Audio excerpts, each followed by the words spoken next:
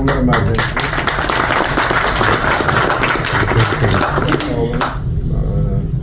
Hörmətli valideynləri, hörmətli müəllimələri hər birini salamlayıram və mənim üçün doğrudan burada söz demək heç də asan deyil. Çünki biz bu kişilərdən, bu qəhrəmanlardan çox aşağıdayıq.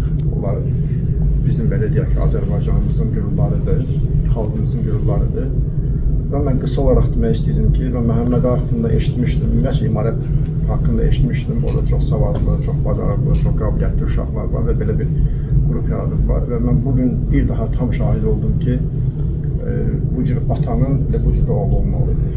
Allah rəhmət eləsin, Allah qalan qalblərimizə şəfa versin, ölənlərə rəhmət eləsin.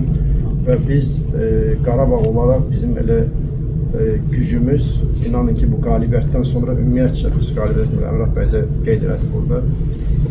O müharibəni qalib gələnə kimi bizim bir komandamız var idi. Güclüydük, amma biraz qorxumuz yox, biraz ehtiyatımız var idi. Amma qalib gələndən sonra inanın ki, biz daha da güclü olduq, daha da qüvvətli olduq və bu ruh, bu komandanı mən inanıram ki, gələcəkdə ümumiyyətcə biz olacağıq burada, olmayacağıq.